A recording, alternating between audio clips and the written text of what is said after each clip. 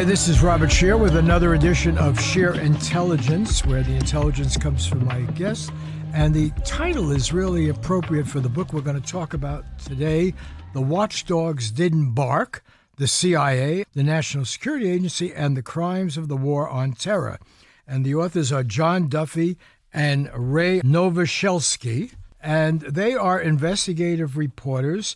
And the watchdogs here are the people in our intelligence agencies that are supposed to be protecting the nation. And this book cuts very deeply into the unsolved mystery of how 9/11 happened.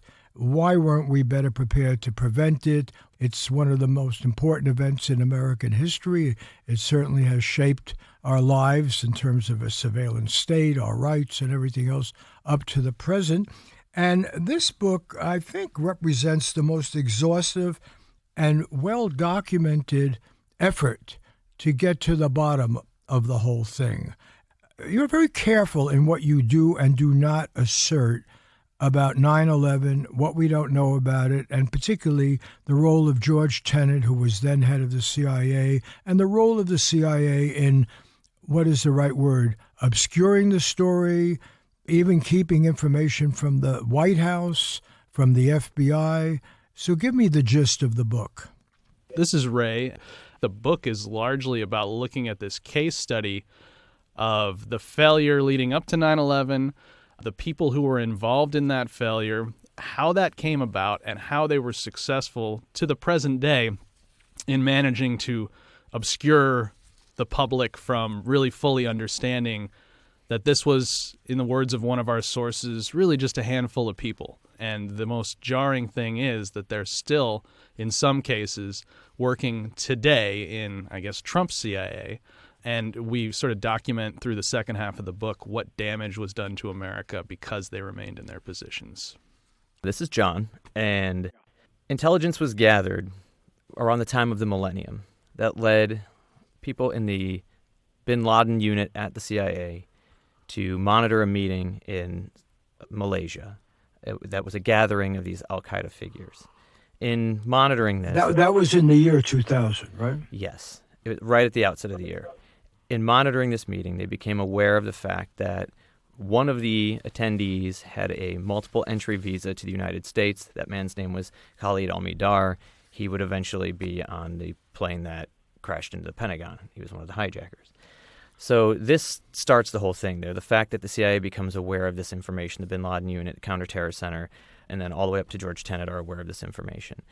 There's a lot of ins, outs, and what have yous about where that information goes, but it ultimately does not go over to the FBI's counterterror division in New York, and much to the protest of the FBI agents who were detailed to CIA's bin Laden unit, and it did not make it to the White House counterterror czar, Richard Clarke, who very much finds this to be like the crux of the whole story, the fact that this information was kept from his office for basically a year and 8 months up until the success of the attacks.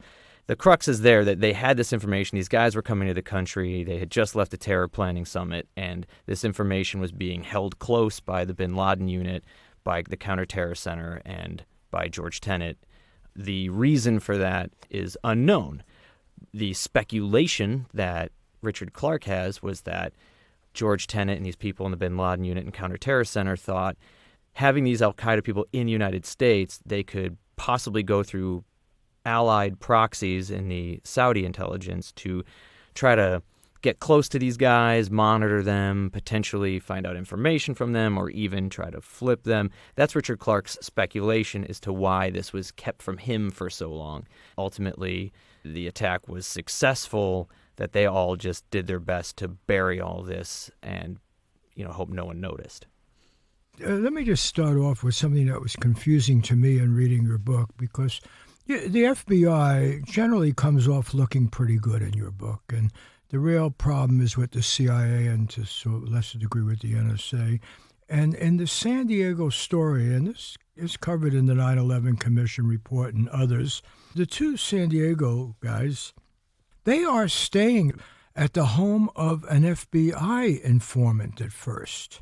So when you say the FBI was not informed, weren't some of these calls actually made from the home of an FBI asset?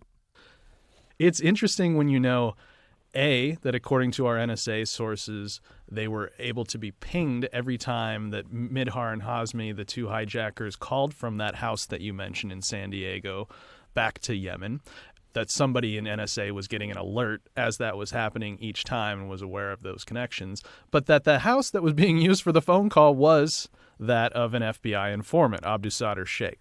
And Abdussader was somebody the FBI recruited who was inside a popular mosque in San Diego and who they thought might be able to feed them warnings of anybody who might be a radical Muslim terrorist. And Abdussader claims that he simply missed the warning signs of the two tenants that he had in his home.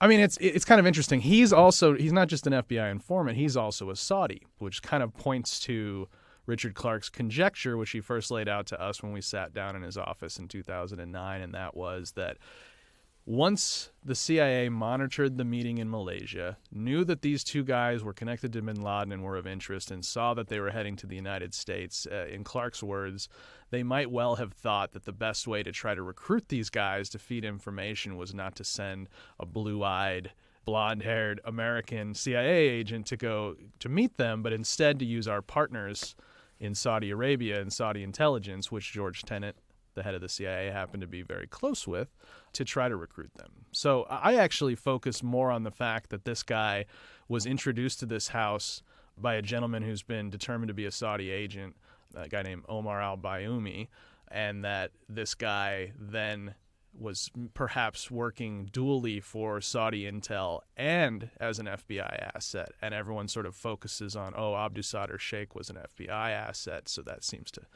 put blame at the feet of the FBI. Could be, but I would also focus on that Saudi angle because it recurs so often. Well, it also goes to the question of the efficiency of the surveillance society, because after all, these phone calls could be intercepted. You know, they did. They could follow this trail, and phone calls are being made back to a suspect residence in Yemen and so forth from the home of an FBI recruit. And I'm just wondering, there's been a lot of discussion. Some of the people that you quote in your book have made this point. You collect this haystack of information, it doesn't lead you to the needle in the haystack. And so here, these phone calls could be intercepted. They didn't require any special act of Congress or anything else. This was not a case of their arms being tied, the intelligence agencies, but they're not even looking at their own data. Isn't that the takeaway from the first part of this story? These guys are acting suspiciously in San Diego. They have a suspicious background. They've participated in a suspicious conference. They're staying at the home of an FBI informant, and they're making calls that would basically outline what was going to happen in this disastrous attack, and no one noticed, or the ones who noticed didn't tell other people. I think what is likely to have happened there is, so those calls were going back, and I think it was about 7 or 8 calls, and Khalid al-Midar's wife still lived at that house, and he was calling her from San Diego. So I don't think any deep operational details were being discussed in those calls, but that doesn't really matter. The fact that they're calling that home from America is a big deal. And how that would work at the NSA is there's someone who is tasked all day with basically monitoring the electronic signals going into and out of this house in Yemen, and when they see this coming in from the United States, that should ring a really big alarm bell. Now, that person working that desk would have to seek approval from the chop chain, which are these NSA managers. In order for anything to happen with that information, it has to get passed up and then brought to a FISA court, brought to the FBI. And if these managers within the NSA basically say, don't worry about it, sit on it, just collect it, sit on it, and if they don't allow any action, then there will be no action. And it's just going to stay housed right there in that particular data stovepipe at the NSA. If Richard Clarke's speculation is true, that there was this attempt to recruit these guys in the U.S. with Saudi proxies, part of that plan would have been George Tenet speaking to someone at the NSA, or one of George Tenet's people speaking to someone at the NSA, basically saying, hey, before you go out getting any FISA warrants or chasing anything down regarding this specific house, come to us first. So if there is some operation going on, it would stand to reason that part of that operation would be not allowing these pings at this particular desk to turn into any action. To people listening, let me make clear, this is an incredibly detailed, researched book, which relies very heavily on intelligence veterans. No one less so than Richard Clarke, who's come up so far. Another is former Colonel Larry Wilkinson, obviously a key person. And what is very dramatic in your book is where your story really comes to life for you guys as journalists is when Richard Clarke, you say you go in there to interview him and you tell your crew, put the sound on as we go in, and you go in and you think you're going to have to ask a lot of questions to get. And for people who don't know, Richard Clarke, ever since the early 70s, was a major figure in the intelligence community. And at this point, when you're talking to him, he's been around the block, he's seen everything, and he was a close friend of George Tenet, who was head of the CIA. They consider themselves allies. And you're going in to get this information. You think you're going to have to weasel information out of him. And he just hits you over the head with an assertion that really is the thrust of this book. So why don't you take us to that moment? What we discovered on the day that we walked into Richard Clarke's conference room was that he'd been ready for probably about a year to talk about this, and no major journalist had called him up to ask him about this subject. Nobody had ever asked him. So going back, he started in the Reagan State Department. He worked under George H.W. Clinton when these al-Qaeda terrorist attacks began in the early 90s, recognized that there needed to be a new position within his cabinet, and he called it the counterterror czar or the counterterror advisor, and he created that position for Richard Clarke. As you mentioned, Clarke was close friends with George Tenet, who also was sort of on the National Security Council under Clinton early on, and then got named the head of the CIA in the midst of Clinton's first term. George W. Bush and company come in early 2001, as it turned out, 9 months ahead of this ticking clock towards 9/11. And Richard Clarke is told that he's essentially being demoted. He's still going to be the counterterror advisor, but it's not a cabinet-level position. And so now he's kind of essentially going through the extra layer of Condoleezza Rice. But George Tenet still very much has Bush's ear. And that's kind of the backstory there. Then after, on 9/11, Richard Clarke, by nearly all accounts, was running the response that morning on that critical day. He was the top man for counterterror. Over time, he starts to get rubbed the wrong way by the fact that the Bush administration inexplicably is not really terribly still concerned about al-Qaeda after 9/11. But then Clarke leaves and he writes a best-selling book, and he testifies before the 9/11 Commission and becomes the only person to apologize to the families, to admit that there was a failure at all. But cut to a few years down the line, and he releases another book in 2008 that doesn't become a bestseller, and it's called Your Government Failed You. And it includes a section on Mihdhar and Hazmi that he calls Straining Credulity, in which he says that he does not believe in conspiracy theories, but in this one particular case, he's weighed it every which way, and he can't see another way to explain it but by. But he sort of saved his speculation, and so we saw that part in his book, and we thought, well, we've been itching. We'd collected enough info by that time and talked with enough people that we thought, something happened here with these two hijackers that flew over to the U.S. Something happened when they arrived. And the big question was, if this was an operation by the CIA, did they let Clinton know? Did they then let Bush know when he came in? What was the deal there? And Richard Clarke would be the man in a position to answer that. And so you're right. That's where our journey that's where we launched because we'd been looking into it for a few years. But when we sat down with Clarke, that was when he told us he couldn't see any other explanation, but that there was an op, that it never made it to the White House because it would have had to go through him. And his friend George Tenet was responsible for malfeasance and misfeasance in the run-up to 9/11. And he also, in part of that description, said that a lot of these CIA reports that would have any other day come directly to his computer when he flicked it on in the morning, it would be right there waiting for him. just on this specific case with these two individuals, he was removed from the chain of information.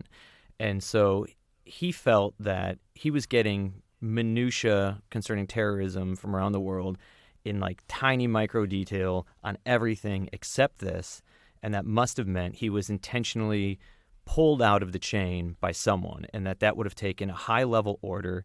And when asked, how high level, he said that it must have come from the director, referring to George Tenet. So let's cut to the chase here. There's an old caution: don't attribute to conspiracy what can be explained by ordinary stupidity or laziness or incompetence. Yeah. Is this a case where George Tenet, the admired at that time head of the CIA, was just incompetent, stupid, indifferent? Is there something more at work? Did the CIA welcome such an attack as a boon for the military-industrial complex, as some people allege? What's going on here? How could this major tragedy event be visited upon the United States? The head of our intelligence agency knows that there are these suspect characters there, and he doesn't bother to tip off the FBI, let alone the White House. And after all, the FBI is in charge of domestic surveillance. They're the ones that have to go arrest these guys, at least confront them, see what they're doing. I have to tell people listening to this is a very careful, indeed conservative in the best sense of the word, book. This is not a book you can just dismiss by saying it's got some wild, interesting theory. No, you err, I would say, on the side of caution in a way. We err on the side of caution all the time, and we're not going to try to say something that we can't really, really defend. If we start from the position that there's some level of merit to what Clark is suggesting, that there's this operation going on to try to monitor these hijackers domestically by the CIA as opposed to handing it off to the FBI, let's presuming he's right on that. There's this. Can I just add a little note that Wilkerson actually goes further? Wilkerson later suggests that he heard it mentioned after the fact in about 2003 or 2004 when he is at CIA. The invasion of Iraq has begun, and they're waiting for updated satellite information. Everyone's kind of standing around just kind of BSing. And he basically overhears a conversation about how, oh man, Tenet tried to flip these guys in the U.S. and then had to hide it because it all went wrong and it would have come back to bite him. And yeah, Wilkerson basically claims to have overheard high-level people speaking about that, just sort of in a BS session. Well, and not really not overheard. It's more like he claimed multiple very high-level under Tenet sources that he was close with at that time who were in these yak sessions that he calls them, and they each claimed to be aware of the reality of this, supposedly. You're asking, like, how nefarious it is. In the first period of all this, presuming that it's true, presuming that there's this operation going on to try to flip these guys or follow them or whatever, gather information on them domestically, you can imagine that, okay, they're going to have some sort of setup in which to monitor these guys, or they're using Saudi proxies perhaps or other proxies, and they're following them. Then we get to this point where, well, the attack succeeds on September 11th. So how the heck does that happen? If you're monitoring these guys and then they do this, where does the ball get dropped? And our book does go into that a bit, and we definitely say, like, there's this moment where they must have said, okay, this isn't working, it's not happening. There's got to be a point where they say, abandon ship. But what do? How do they abandon ship? They need to somehow turn this over to the FBI to wrap it up for them. And the way they seem to do this is not by being honest and saying, hey, we were trying to do this and it didn't work, but here's the information, go get them. They definitely don't do that. They're trying to do this, you mean to turn these terrorists into agents for themselves. So what I'm saying is, if at some point when it's not working, when the flip hasn't happened, when they're whatever goal they set for themselves, when they haven't achieved it, a time must come for them to wrap up this operation. You can't just let them go all the way and succeed in their attack, you would think. But I think what you're asking is the intention of the operation, which would seem, well, the CIA it was created in order to prevent future Pearl Harbors. So I guess giving them the benefit of the doubt, the intention of the operation would theoretically have been to monitor these guys so as to figure out what they're doing here in the U.S. Yes. We're giving them the benefit of the doubt there. And then we look at the emails and cable traffic we can find in that summer, and we watch as there's no search for these guys. There's no FBI search for these guys until August 23rd of 2001. And that's the point where surreptitiously someone stationed at Alex Station, the bin Laden unit at CIA, who's going through old cable traffic goes, oh my gosh, I found a cable that these guys came to the United States. And she alerts the FBI, and the FBI begins their domestic search. I guess what I'm suggesting is a time would have come when whoever is running this operation at the CIA, and whatever the architecture of that operation looks like, they would have seen these things happening. They would have seen the connections they were making with these other guys coming to the United States, and a time would have come for them to say, okay, we have to pass this off to the FBI to shut it down. And it does. But wait a minute. When you say okay and they've seen things, they see people who are identified as terrorists, part of this terrorist network, traces back to Al-Qaeda. Yes. And they are learning about airplanes and how to fly them and flight paths and everything. And you're telling me that they say, well, maybe we're not going to actually recruit them. Maybe we better do something. Why aren't they saying, holy cow, these guys can do great damage to this country? We got to call the local San Diego police at least to get them to check them out, no? Okay, so these guys arrive in early 2000. What happens in October 2000? The USS Cole is attacked in Yemen. FBI agents working that from top levels of the New York office of the FBI find a very direct connection not only to Al-Qaeda but to that same planning meeting that the CIA monitored, the same one where Midhar and Hazmi were at that planning meeting. So not only do you have an inclination, these guys are Al-Qaeda, they're probably not here to, in the words of one person, go to effing Disneyland. They're here for something nefarious. But now, after October 2000, for the entire year up to 9/11, the CIA has the knowledge that these two individuals that were at this meeting, that the meeting spawned the USS Cole attack, which killed 17 dead servicemen. So I think at that point, calling the local San Diego police would probably make a lot of sense. Okay, and what about the FBI informant who was their link in San Diego? Why isn't he telling anyone? Or why doesn't the FBI know? You have to be careful to separate what's going on at different agencies. An FBI informant's not necessarily reporting to CIA, and the CIA informant's not reporting to the FBI. And then you also have to understand that the FBI has national headquarters and then a bunch of different field offices throughout the country. And you have field office reports coming in, like the Phoenix memo from Ken Williams, mentioning that there's these Muslim guys trying to learn to fly. You've got what Colleen Rowley exposes out of Minnesota when they bust Zacharias Moussaoui and how they're trying to get into his laptop and they're being hampered by FBI headquarters. So, you don't know what came from Abdou Sadr up. But I don't want to move too far into the weeds and off the general thrust of your original question. And I think what you come down to is a fork in the road. At some point, either the CIA running this operation has to wrap it up, or this major attack is going to succeed. If you ask yourself, well, why didn't they wrap it up? Because obviously they didn't, and the attack did succeed. So if you ask yourself, why didn't they?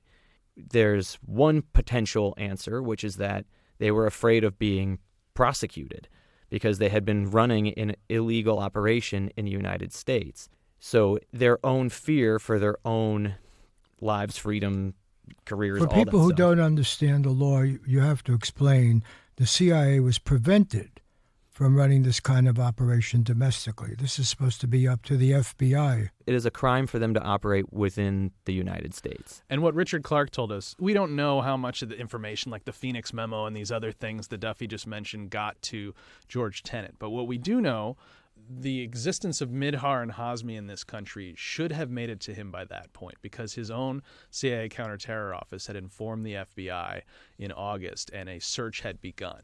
So that information should have been in Tenet's head. We know that he was briefed about Zacharias Moussaoui acting weird at a flight school in Minnesota. And he comes to the September 4th September principals meeting. 4th principals meeting in the White House. Clark has been pushing the entire Bush administration, the entire 8-9 months, to be able to brief them on al-Qaeda and make the case for why the administration should take this seriously. And he's finally got that meeting, and George Tenet is sitting there, and he doesn't say a word.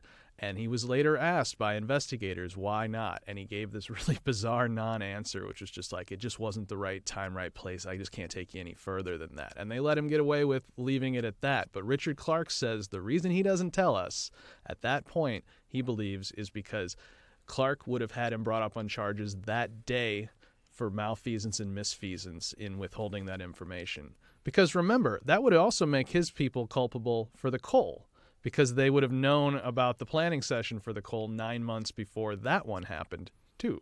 So it looks like... And then they would have been guilty of obstruction of justice for all of the hiding of these figures once the FBI investigation into the Cole happened. So they have a long list of things they become guilty of should they just turn this over and say, like, hey, guys, there's these guys. You should probably go do something about it. Now, that's one explanation. Other people have other explanations. But as I said, we don't make accusations that we cannot really firmly back up. So at this time, that's pretty much the one we typically go with. Two people in your book who take it further are Richard Clark and Larry Wilkinson, two of the most highly experienced, knowledgeable individuals to come out of our whole military intelligence complex.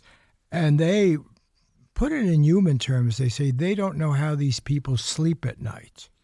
Wilkinson, even more than Clark, suggests that these people could have prevented 9/11 and knew about it. Now, I just want to ask you about one other person. Again, the book is devastating. It's called The Watchdogs Didn't Bark, the CIA, NSA, and the Crimes of the War on Terror, John Duffy and Ray Nowosielski. But let me push it one step further to the contemporary moment. The book is kind of easy on the FBI.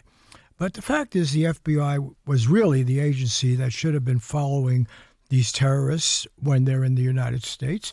But one guy who comes up in current making of history and who was head of the FBI, critical point, is Mueller, who's now running the Russian interference in our election investigation. What was his role? I'd like to conclude on that because he's a major figure right now, the head of this special investigation. What was his role in this?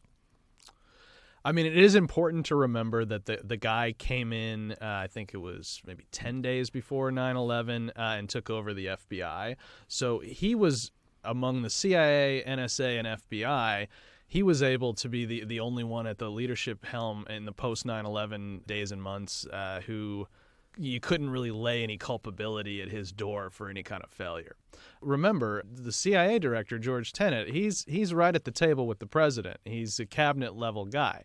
The FBI director, it's not the same way. The FBI director reports to the Attorney General in the Department of Justice, and the Attorney General gets the direct seat. We make the case in the book that when George Tenet, in the week after 9/11, made the big play, the big power grab for the CIA, what we call the wish list of every CIA director accumulated over the whole history of the agency, and essentially puts it out there to Bush and says, these are the powers we need now to make sure this kind of thing doesn't happen.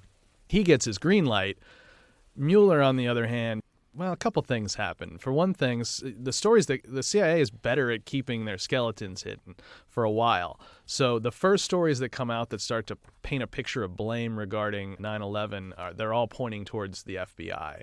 Colleen Rowley comes out and she points a finger at Mueller in May of 2002, and that sort of gets the ball rolling on it was the FBI's fault story, which really didn't get corrected for quite a number of years. So our sources tell us Mueller was playing defense. He was willing to kind of go along as the Bush administration pushed that we kind of know what happened here, so we don't need to investigate this much further. You should be putting your FBI resources towards preventing future attacks. And I could certainly understand why a man like Robert Mueller in that position would say it would not want to be the guy that missed the next one. So from what we can tell and from what our sources told us, it does seem that he sort of wrapped up the 9/11 investigation or just ended it midway. But what was happening was we talked with Pat DeMoro. He was one of our sources, and he took us inside. He ran the 9/11 criminal investigation. Remember, this was a crime, right? At least 19 guys, probably a lot more, were involved in a plot that resulted in 3,000 murders. So he was investigating that, and he was finding over about a 2-year period, there would be leads that would point towards Saudi facilitators to the hijackers, Saudi helpers, Saudi royal money coming over. And every time he found these, he had to report them up to Bob Mueller. Bob Mueller would theoretically report them to the Attorney General, who would theoretically report them to Bush. And yet the end result of this was that Bush invades Iraq, and the U.S. public never heard about these Saudi connections until just a couple of years ago, really. And you have said that our book comes off pretty light on the FBI. And I think the crucial difference to make clear is that most of the people we're talking about within the FBI are from particularly one field office. We're talking about John O'Neill's people out of New York who are counterterror investigators. That's most of the people we're dealing with. We're not, and we mention a few other people from FBI headquarters, but we don't necessarily mention them in the best light. And one of the big failures of the FBI is the search to find Al-Midar al-Hazmi once they are made aware that they're in the country a couple weeks before 9/11. And that is a huge story there, and we could only write so much book. So we don't want to just sit here and say, like, oh, the FBI is great and did everything right. We focus specifically on a handful of people who did do their damnedest to unearth the conspirators behind the Cole attack and to pass information about the presence of Al-Midar and al-Hazmi over to FBI investigators in New York in the run-up to 9/11. So we don't want to necessarily sit here and say the FBI was perfect and did everything right. We're talking about a handful of individuals. And as you've just indicated, your style and the character of this book is quite scholarly. It's very thoughtful. It's incredibly well documented. And you got people really on the inside in the know to trust you and to talk honestly about it. You've done the gumshoe journalism. You took 10 years. You checked every record. What has been the critical response? Well, we should have put Trump's picture on the cover. I think that would have helped.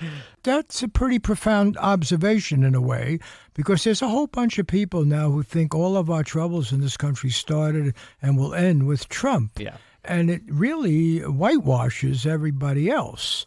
It's whitewashing a lot of people. There's all of a sudden people who, a few years ago we were like, this is the worst person on earth. Like George W. Bush is now just being embraced by Democrats as some like affable guy. All the crimes of the war on terror, the torture, Abu Ghraib, it's all just gone. The unnecessary invasion of the war in Iraq, it's all just sort of under the rug. Yeah, those now were the because of adults Trump. watching the store. And everybody's angry that Trump doesn't have adults watching the store, and now he just got in trouble with his Secretary of Defense pushing him out, and now that guy's whitewashed, right? He was considered a mad dog at one point. So you're right. Your book has run into a headstorm of indifference to anything that happened before Trump. But I'm asking a very pointed question. What happens? You guys spent over 10 years on this, right? Yeah. And, our goal was not to get famous. We really did want accountability for this small group of people that we thought, these people cannot stay in the CIA, right? We're not going to keep letting them run the war on terror, are we? And maybe if people just know about this, or if we can just prove it, if we talk with enough insiders, if we get enough documents together, if we write a book, it turns out, no, there's going to be no accountability, and the few that remain now at high levels of the CIA are going to continue to do what they do, and no one's going to know about it except for folks that listen to your show. So thank you. Well, they're gonna write the history. I mean, the amazing thing, you think of a movie like Zero Dark 30, and you quote John Kiriakou in your book, and he was in the CIA. He was actually very successful in being involved at the capture of the highest person connected with Al-Qaeda and so forth.